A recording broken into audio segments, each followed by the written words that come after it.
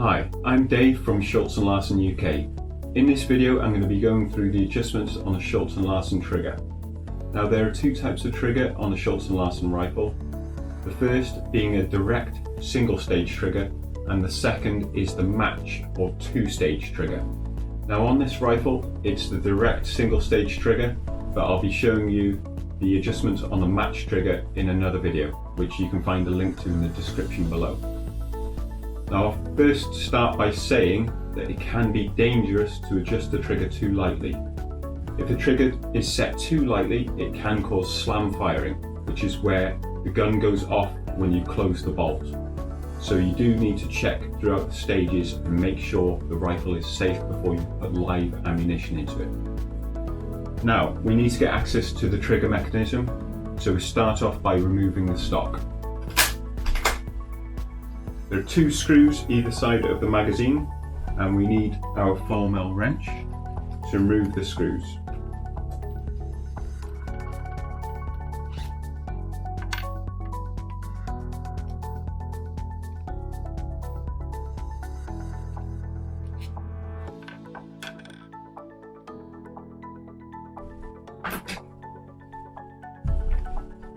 So put the barrel in action in a vise or something to just hold it steady, and we're going to be concentrating on the trigger mechanism here. The front two screws are spring loaded and control the weight of the trigger pull. The rear screw controls the trigger travel adjustment. So that's what the screws do. Next up, I'll be showing you how to make the trigger pull shorter and crisper.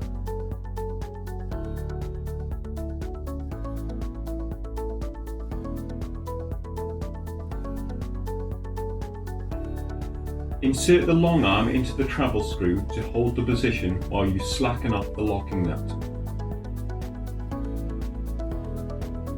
Tighten the travel screw slowly, clockwise, until the bolt goes off.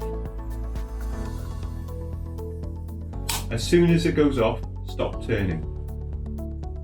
Remove the Allen key and insert the short arm to gauge the turn more accurately. Slacken the travel screw by a quarter turn counterclockwise. Then hold this position while tightening the locking nut. And then test for slam firing.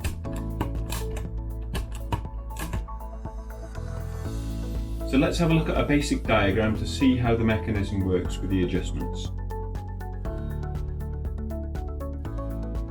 The bolt is closed. The firing pin engages with the sear.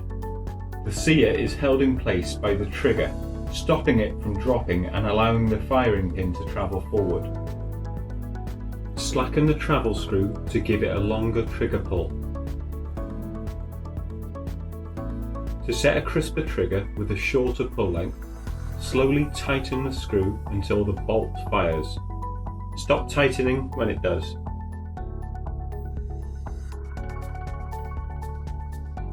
Open the bolt, then slacken the travel screw by a quarter turn.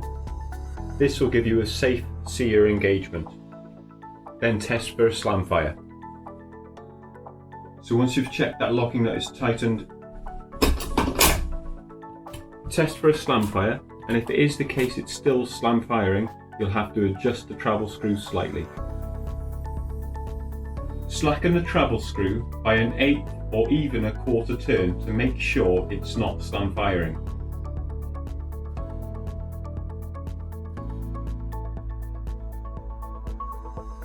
You can even repeat the process from the start to make sure you've not made a mistake. It's very important to have a safe trigger and that you're confident it is safe. Okay, so that's the trigger pull length adjustments. You can also adjust the trigger weight, and we'll be looking at this next. You adjust the screw with a Torx 15 wrench. The trigger pressure adjustment should only be made to the screw furthest away from the trigger pivot point. In this case it's the bottom one. Slacken the screw counterclockwise to lighten the trigger.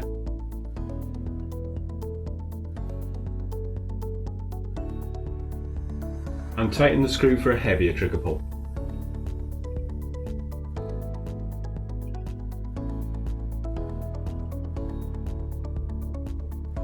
The screw nearest to the pivot point of the trigger does not need adjusting. The trigger does need sufficient pressure against it, otherwise you will experience slam firing when you close the bolt. To reset this screw, tighten all the way in until the trigger is blocked. Then slacken until you can pull the trigger.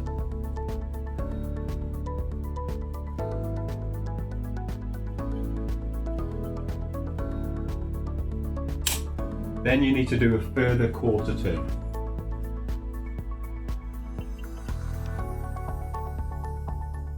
Let's look again at a diagram to see how these adjustments work. For a lighter trigger pull, slacken the screw counterclockwise.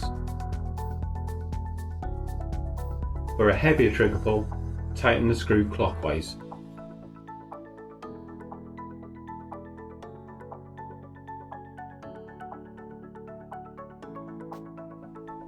Once you have the trigger set how you like it, it's time to put the rifle back together again.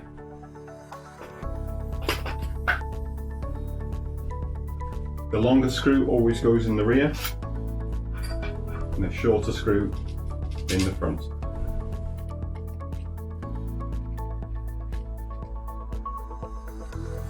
Tighten both screws evenly until almost tight, then nip up with a quarter turn.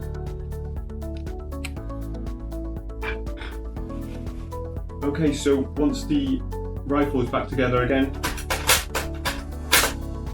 always test for slam firing, and if it is the case that it is slam firing, you'll need to take the stock off again, get access to the trigger mechanism and check that you've made the adjustments correctly. You can even repeat the process and make sure you haven't made a mistake. So we're always happy if you have any questions to just email us or leave a comment in the comments box below. And if you have liked this video, please hit the like and subscribe button, and we'll see you again soon.